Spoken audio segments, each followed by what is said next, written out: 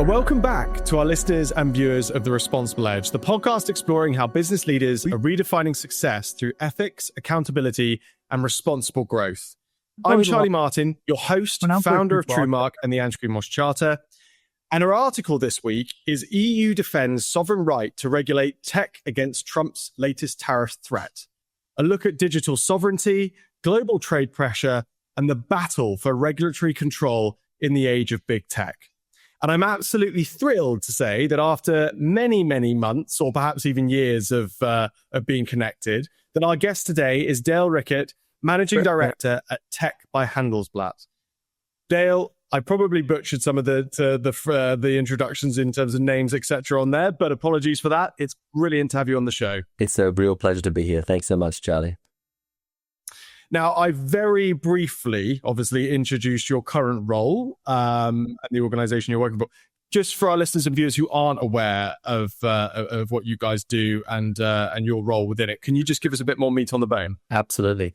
So I guess maybe, to an English audience, it makes sense to actually introduce the background to Handelsblatt. And Handelsblatt is the world's largest German language business newspaper. So it's a daily, comes out every day, readers across Austria, Switzerland, Germany. And really it's kind of it's the masthead around how business can position themselves successfully in the world. It's pro-European. And with that background, the CEO of Handelsblatt and the chief editor, so Andrea Wasmuth and Sebastian Mattis, decided that we really need to talk about what it means to be European in the business world. What are the European business values? What is there that we need to protect, and how do we really present that to the world in a unified way? So they founded, with the Schwarz Digits, an organization called Tech. And our idea is to bring leaders, almost like the Davos of the tech and business world, coming together and talking about what combined values we have and how we can actually work together to achieve them. A beautiful introduction, Dale. And I should say, for any of our listeners and viewers that want to immediately go and check out Tech and perhaps when the next conference is on, absolutely, we'll share website details, etc. on all of our materials. But Dale, how did we get here? Like, what your I know from knowing your LinkedIn myself that I think, in fact, at the very, very beginning, we have a musical background, don't we? But just talk us through briefly your experience and what's led you to this position. And in particular, if you can you flag a particular experience you can recall that really helped shape your view of the world and has ultimately inspired you to do, what you've ultimately done with your career to date? Brilliant, yeah. So you got it right. Originally a classical cellist, and so there's, I think we could go deep and have a long conversation about that. But grew up in rural Queensland in Australia. My big passion was music. Practiced a lot. Went to the conservatorium. At the age of 20, landed a full-time position in a symphony orchestra, and I guess an amazing formative experience playing in the operas, playing in the symphony, and I guess I would actually say that period was the formative experience. It was about the fact that in an orchestra, it's not you alone as a soloist. It's not your skill. You're part of a team, and you've got everyone has to know their role, what part they're playing at each point. And that goes beyond the stage. So it's not just the people who are in the limelight. It's the operations managers. It's the stage managers. It's, the marketing people. It's the people who sew the incredible designs for the stage and build the sets. And all of this creates an overall experience which move people and get people to really feel something. I think in all of the work that we do, it doesn't matter if we're working in finance or working in technology, you have to see that as a holistic team experience. There's times when you might be on stage in the limelight, but actually you've always got to see that as part of the whole. And I think that understanding that idea of unity, of teamwork, I think right now in the world we need teamwork and collaboration more than ever. So I think that's what I'd take as my key point.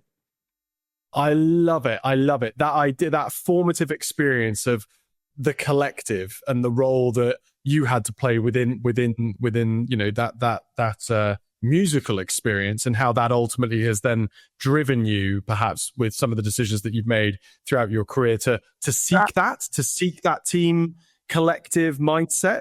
Would that be fair in terms of the roles that you've then taken on subsequently, certainly since coming to this side of the world? I think definitely. And it's funny, almost to the point, sometimes I wonder whether it's a barrier to moving forward quickly. But when I organize events, which is my business, I always see it as an opportunity. My events are, in many ways, you could say that it's a platform without borders. If someone brings value, I'll find space for them in the program.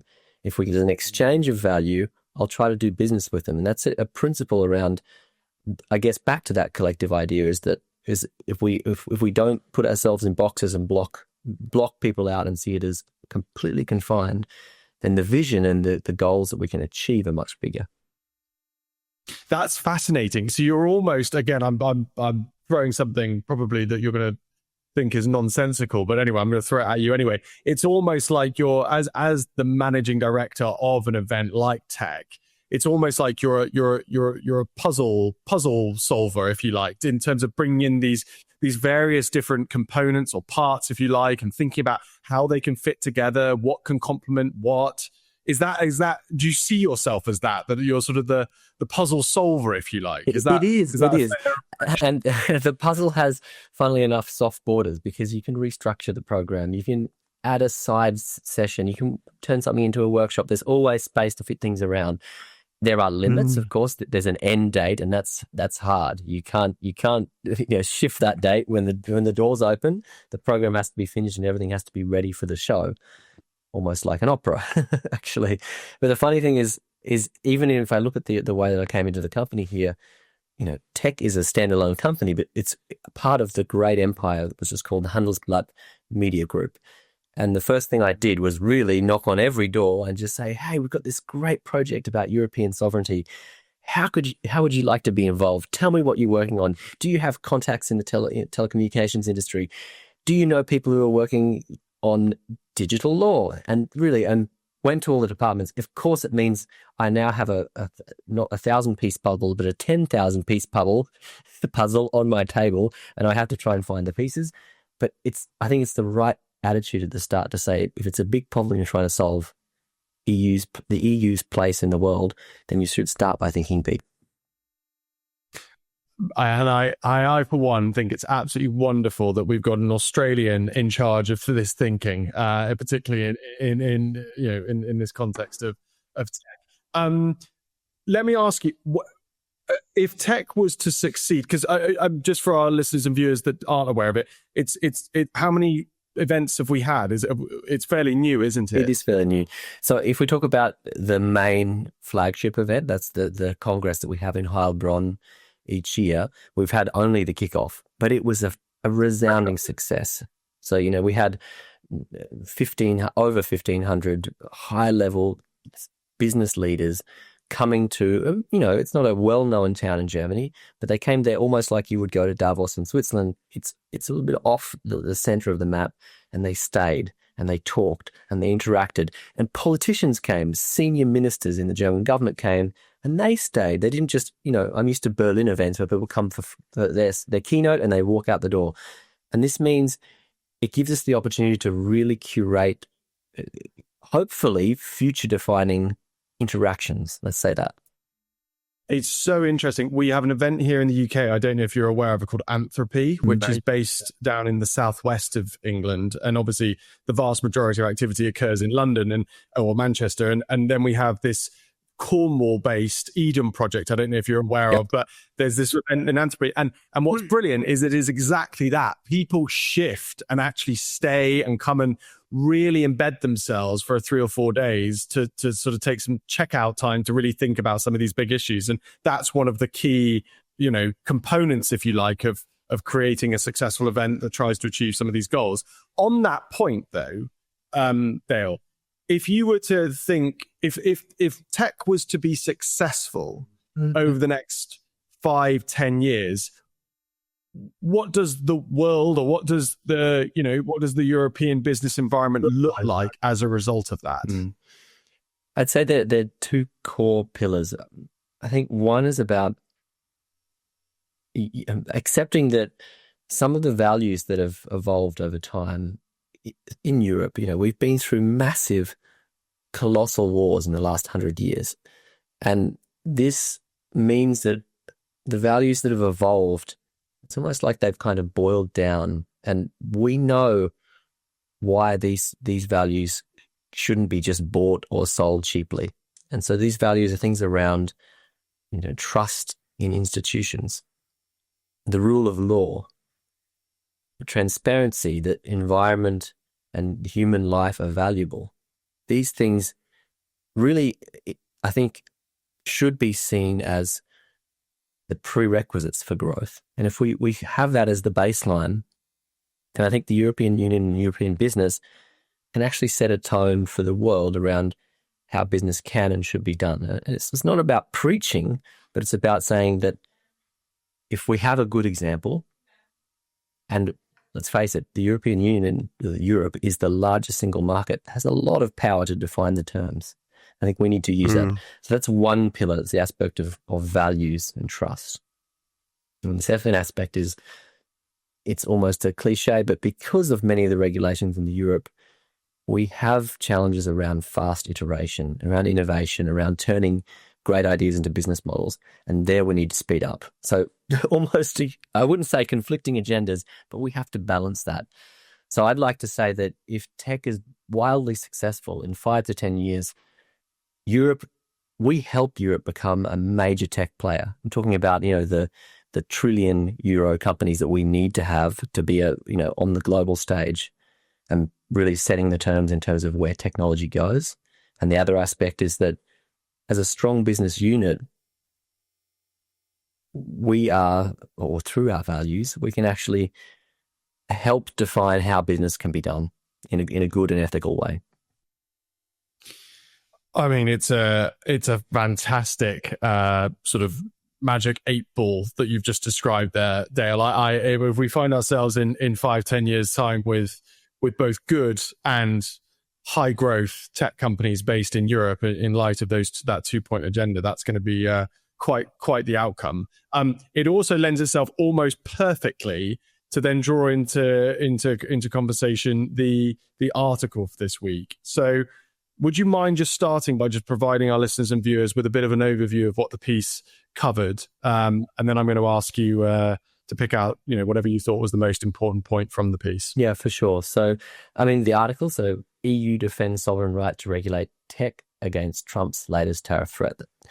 It's a classic example of things that are going on right now in the border wars that you see between the US administration and most countries on earth around tariffs and perceived rights and wrongs in the eyes of the US president.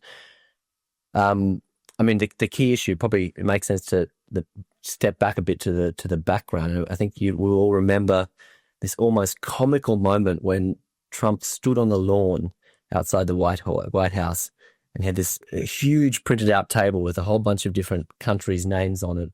And he was almost like a tariff auctioneer, just dishing out tariffs on all these different countries. Almost kind of felt completely ad hoc. And in that process, of course, one of the things that Trump is good at is dictating the terms. So he managed to get all the countries to come, or many countries to come to him and then try to renegotiate the tariff rules for their countries. And this process was going on. So Europe they are master negotiators in this trade space. So they were in the process of negotiating a new trade agreement with the USA. And what happened is they'd come basically to a point where they had very good terms, probably for everybody. You had a promise of just under €1 trillion of locked in trade agreements in terms of purchased products and services from the USA, from the European Union. And on the other side, the US administration had promised a tariff cap at 15%. Mm-hmm. And so the ink had literally just dried on this agreement. And in classic Trump style, he came out shooting from the hip on Twitter and basically, lit it up in flames in terms of the attitude that he took to it. And so the key gripes that he was going for were around these two legislations, particularly, which is the Digital Markets Act and the Digital Service Act. So these two acts were really designed to protect European citizens against either the structures in existing big tech platforms, so things like algorithms, which target them in ways that are semi-ethical, lock-in on platforms. So if once you start using one Google product, it's very difficult to combine other external competitor products, and also ethical and responsible. I guess giving the onus on the platforms if there's illegal, dangerous, unethical content that actually has to be dealt with by the platform. So these are really basic ground rules that Europe was setting, and Trump saw that really as an attack on the freedom of the American tech industry. And I think that maybe I should just read what the actual his if you don't mind, I just read the actual his tweet. Go for it, Dale. And at this point, I wish I could do a Trump accent, but I can't. So, I mean, well, that feel free to give that a go, but no, give us the full tweet for full context. I mean, so as the president of the United States, I will stand up to countries that attack our incredible American tech companies. Digital taxes, digital services legislation, and digital market regulations are all designed to harm or discriminate against American technology. They also outrageously give a complete pass to China's largest tech companies. Not true. This must end, and end now, with the truth. I put all countries with digital taxes, legislation, rules, and regulations on notice that unless these discriminatory actions are removed, I, as President of the United States, will impose substantial additional tariffs on the country's exports to the USA. But beautifully personified there, Dale. I felt like I had an Australian Trump in the room for a moment. That was really unnerving in many ways. But to be honest, there are two things on this that struck me in the article and I want to come back and ask you for your general sense or the key issue that it highlighted. But just two things for me. First of all, having read through this piece, it talked about how essentially, from an EU perspective, all the DSA and the DMA are trying to do is essentially require the tech companies to enforce their own terms and conditions. There aren't any external regulations, if you like, that they're placing on these companies. It's much more ultimately you just need to do what you say you are going to do within your own terms and conditions. So that was the first thing that really struck me, if I've understood it correctly, that we're not, ultimately we're just asking you to do what you said you were going to do. And secondly, this notion of China and how these acts and these regulations are unfavorable to US but favorable to China. How on earth can that be justified from a Trump perspective? There must be some logic to that position, and I don't know if it's apparent to you at all. Well, to be honest, I mean, I don't think we can expect logic when it comes to Trump. I think he is someone who just shoots from the hip, and in the end, this kind of chaos, calling out the fact that this is, discriminatory against the US companies and not against China, it's all helps play into the hands of creating attention, giving him control of the news cycle, and also he's now able to put pressure on the European Union. They came very clearly back and said, sorry, our values and rules are not for sale, and if you'd like to do business here, then you can play by our rules.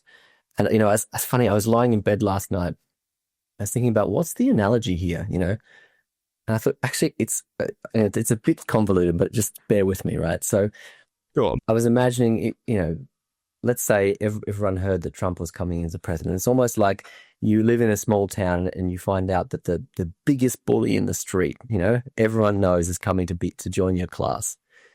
And so, what the European Union's done and said, we need something to make sure that he doesn't come and steal our lunch. We need some kind of system. So they bundled together everything they could that would kind of make sense. This is the almost 1 trillion euros of promised services. And that's kind of like saying that every kid in the class got some snack from their lunchbox and said, here you go, have the snack, but please don't take our lunch, And then, as soon as he'd taken all the little snacks and he signed the contract, the deal was done, he goes up to the smallest kid in the class and says, "Give me your lunch." And he takes the kid's lunch and then says, "And go and get my football out of the prickly bush." This kind of, just to make sure everyone knows, at least, there's the intention, who calls the shots around here. And coming back to a brilliant analogy, and obviously we'll definitely be using that in our write-up of today's show. So thank you for inspiring that positioning of things. What you mentioned earlier that the EU is the largest trading market in the world. So when you see Trump acting this way, shifting the goalposts so immediately after coming to this agreement, like what is were you comfortable with the EU's response, or do you think it could have been stronger, or are you just comfortable where things are? I know there's some latest news as well that's come out perhaps today relating to this issue. Like, how do you think the EU has fared in this particular circumstance? Interesting. So firstly, maybe to the latest news. So I guess it's probably, let's take, 3 steps back. I had my analogy of the schoolyard bully, and it's probably pretty clear. I'm standing very proudly next to my unfurled European flag. But at the same time, I think maybe the deeper context is worth having a quick look at, just to put it in a framework. Mm-hmm. And that is that, we saw at Trump's inauguration ceremony that the front row was kind of all the big tech companies, the CEOs, the owners, all there pledging their allegiance to the throne, so to speak. And that's not just because they like Trump. I can guarantee that. It's because they know that if they have Trump's ear, he will fire off tweets like this. And a better negotiation strategy you cannot buy. So basically, I'm sure in the backgrounds, they've been on the phone to Trump about, the DSA, the DMA, and making sure that their needs are heard and that he'll really advocate for them on this global stage in this way that he did. Now, this is interesting. That was my thought before I saw today's, opening pages from our newspaper, the Handelsblatt. So I don't know how many German news readers you have, but the headline was "Brief von Trump. Europa soll sich US-Regeln beugen." And that means letter from Trump, Europe needs to bow to US regulations. So this is the letter he sent. So he sent an official letter to Ursula von der Leyen and the European Union saying, you need to understand our rules, our gameplay. We need you to back down on the EU supply chain directive. We need you to back down on the DMA and DSA. And interestingly enough, the sources quoted in this piece also say that contacts in Brussels have told them that CEO of Meta, Mark Zuckerberg, has been closely working with Trump to try to advocate for this outcome. So you've basically got, in the background, if you want to really unpack it, you've got business interests which are seeing their business model under threat. Because the regulations, I know you said before, and I think you're right to a point, they are just asking them to actually police their own guidelines, but it's also more than that. They're making a lot of activities, not allowed, illegal, around, biometric tracking of people to allow you to advertise more heavily. They're making them open their algorithms. That's part of the DSA, to say, if you have an algorithm, we want to understand how it works, because we don't want it to damage our democracies and our society. So sorry, Meta, sorry, X, this is not going to work for us unless we know that you're not deliberately promoting or somehow inadvertently promoting hate speech and divisive content and all these kind of things. So it directly impacts a business model, and that's why they're advocating, and that's also why I think we're ending up with this standoff. And in many ways, that's the business aspect. And I've taken a lot of steps sideways and back from my European flag already, but I'll take one more step back and say that at the absolute fundamental level, it's a paradigm war between a different value system of the US and the EU. And I guess you could say that the EU regulates tech in order to support democracy, and the Mm-hmm. US deregulates democracy to support tech. And so this is kind of, that's, I mean, it's provocative, but that really, at the crux of it, that's what we're looking at. It's a different mentality and an attitude to the place of business and society. How do you, I mean, this letter is astonishing. And again, we'll link to it in our editorial write-up so that our listeners and viewers can check this out as well as the original article. How do you see this playing out? What happens next? Well, I'm not a policy expert, but I would say that I think the European Union, one strength they have is that they follow protocol. And they'll keep on advocating it as needed through legal and official representation that agreements are met, that the rule of law is followed. And I think that in the world of chaos that the Trump approach to business and politics brings, that's the best play you can have. I think that you have to, just like if you have a classroom bully, you have to make sure you get the teacher involved and you say, no, we don't steal people's lunch here. You have your own lunch. Sit down and eat your lunch. I love this analogy because I was going to come back in and suggest my own kind of slight evolution of the story of the classroom bully. Who in the circumstance where the European Union is a pupil within the class, who acts as the teacher? Mm-hmm. That's a good question. Well, I think the European Union has to be the teacher because they're the ones that need to stand by the rule of law and push for protocol. Of course, the challenge is what happens when the rules-based order decays, and that's what's happening right now on the global stage. And it's not just America. People don't follow convention, the rules and conventions that have been set up post-World War II, the rules-based order, everyone calls it, right? It's under threat.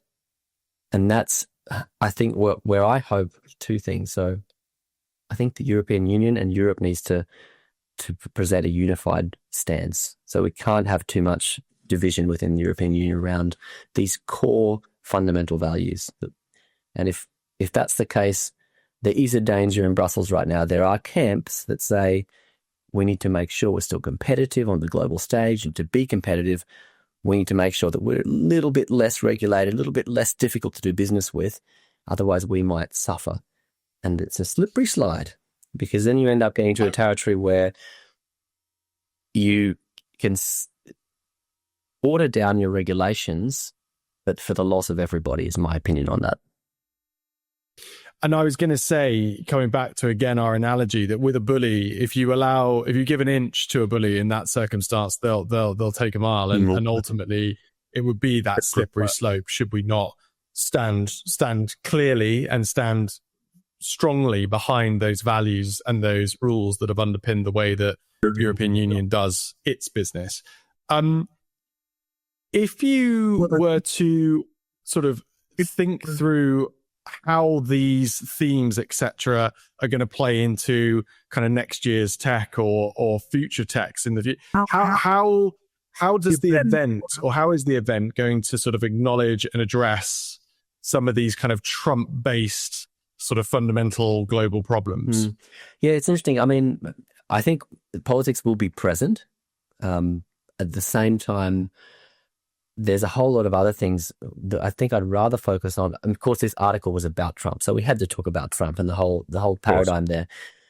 But at the same time, I think that I want to take the positive stance on it, and that is not necessarily to say that this is right or this is wrong, but otherwise to say that there are things in business that we value. And this is things like transparency, trust, dependability. And these values, if you protect them through the European Union and through this rules-based order, that it makes you a preferred business partner. And that's what we need to do in terms of the approach to how we do business. And it's one aspect, but there's a very direct relationship with tech topics that we'll be covering, and that's the idea of digital sovereignty. And this is really around giving European business and Europe generally the chance to have true sovereign technology, which is based around those principles that we hold dear to us, those things of trust, security, transparency, authenticity. Having that in place, it feeds in. We talk about the DMA and DSA. These legislations in part deal with this issue. This is around where your data is stored, how it can be housed, who can access it. And there are some fundamental issues which have to be addressed at the European and the global level around data sovereignty that many people probably aren't aware of. Are we talking about creating our own technologies that we then ultimately have control over the way that they operate, as opposed to having to rely on technologies from other parts of the world where perhaps the rules and regulations around how they operate are something that we can control from afar in terms of their operation in Europe, but ultimately we find ourselves in the kind of sticky situations like we are at the moment with US-based big tech. Have I understood that correctly? Yes, you have. And I think the key thing, it has multiple facets. It's about homegrown technology and supporting innovation in tech that's built in Europe for European needs and also based on European rules and systems. That's one aspect. And I guess the big topic which everyone's talking about right now is cloud sovereignty, AI sovereignty. So the issue being that many people may not know this, but an act was passed actually in the first Trump administration called the Cloud Act. And the Cloud Act, one of the parts of that legislation said that if required by US law, any US company would be required to hand over any data of any user, and that includes corporates, companies. So it could be, let's say, Novo Nordisk, a big pharmaceutical company in Denmark. Maybe Trump decides he doesn't like how Ozempic is making so much money and there's options from Pfizer.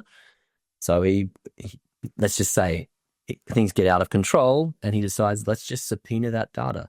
I mean, through Pam Bondi and the Department of Justice and Rishi Patel and the FBI, he could claim a case, and he's doing it already against his political opponents, to claim that data and access that, let's say, very sensitive and proprietary data that's kept in the US cloud. So a lot of companies are really scratching their heads right now about how they deal with it, because 99% of companies have their data stored in US cloud services, the big hyperscalers, and it's you can say it's a theoretical threat, but we just don't know where the journey's going to go. In terms of, maybe it's not Trump, maybe it's in 10 years' time. There's a dictatorship in America, and there's something else. So when the legislation's there and there's the possibility, the technical possibility is real. If you're using data in the cloud and constantly accessing, rewriting, indexing, then it has to be de-encrypted in the cloud. That means it has to be made readable in the cloud so you can take actions. And in that process, it's readable. So the cloud companies have the keys, the encryption keys to unlock it. So they could theoretically hand over that data. And in a worst case situation, if they were unscrupulous, they could do it without us knowing. So this aspect, it's about personal rights, of course. And that's why the European Union has legislated to make sure that data is stored in the European Union for European citizens. That's the GDPR rules. But at the corporate level, it's a real risk of loss of IP. It's a risk for the I guess, business continuity planning of companies if you have that there. So people are doing different things. Some companies have core vulnerable data stored locally. And there's a range of different suppliers who now have sovereign cloud options for companies that don't want high sensitivity data getting into the cloud in the US or the global scale. And some companies really, working in defense in really critical industries, choose purely sovereign cloud. And this is, there's one of our closest partners, of course, we're founding partner, Schwarz Digits. That's what they do. They offer this sovereign tech, sovereign cloud, local, based on European law and completely user having the keys. They cannot access or decrypt your data. So I think that's an important point around what the meaning of digital sovereignty is.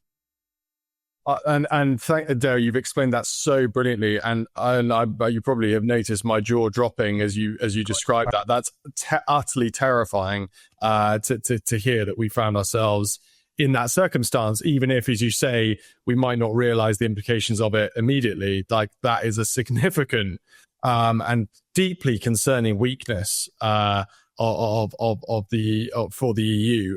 Let me ask you. I want to ask you one kind of more positive question as we kind of get towards the end here, and it kind of relates to your coming back to your point about, if tech is successful in 5-10 years, like what we could see, what would the world look like, or would the EU look like? Hugely oversimplifying things from my own perspective here, but if we have a situation in which big tech in the US essentially is provided with the conditions, the environment in which there's very little regulation, and that ultimately that very little regulation allows for perhaps speed of innovation and for to create highly competitive business models from a cost perspective, etc. What are the conditions that we require in Europe, considering that we do have more regulation, that we do have a higher bar that we set in terms of the way that organizations need to operate? What are the kind of counter conditions that need to be created in order to facilitate that growth and expansion and success of big tech in Europe? I would challenge the actual fundamental principle behind the question in a way, because Please do. I think what we see now, we've had the incredible growth and I would say almost hegemony of the big tech. And at every point, they buy up competition, they block competitive business models. This doesn't speed up innovation. It just solidifies their control over the market. And I think that real innovation comes when you have a competitive market, and a competitive market has to be controlled. I mean, even Keynes said that a market can't be left to its own devices. So this is kind of the idea that we need regulation to make sure that the market can actually operate. And if we take away all the checks and balances and all the stop gates, we end up with a place where you get one or two major players who are controlling the entire game, and we will slow down. That doesn't help everyone gain an advantage in technology. That just keeps the money flowing to a single winner. So I'd say that regulation is an incredible tool. It has to be used sensibly, and that's the real challenge. And there's no one right answer to that. And I guess the biggest issue that I see, and this is where we have to find this perfect middle ground, and that's the job of legislators, but we have to advocate from business as well. Because if you want to run down a hill quickly, you don't want to have to keep on opening gates and closing them on the way down the hill, right? And that's what's happening in Europe. And at the same time, I'm so appreciative of the fact we have a regulated market that cares about these really important values and rules. But at the same time, we need to find ways of making those gates easy to open or the fences not as high, and have as few gates as possible on that sprint down the hill. And I think that the two analogies in terms of control of the market stifling growth and too many gates and stops and mells, so you can't really get a run down the hill. There's no easy solve, but we have to have that conversation. And I think that there must be a place in the middle where we have meaningful regulation that supports growth and the values that we all hold in Europe. And with that, we can actually be as fast as possible without, breaking the systems that keep us alive.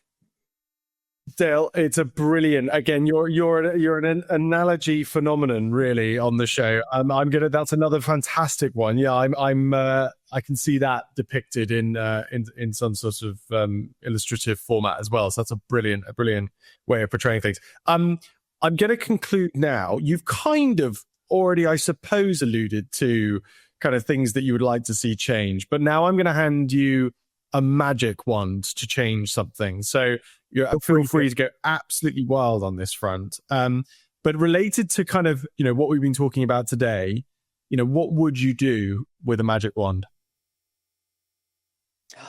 Wow. I had a completely different answer, but I'm going to go down a completely different track now, if that's okay. Love that. Love that. I would force everybody. It's a good start, isn't it? Start by forcing people. You've got to do that. Brilliant.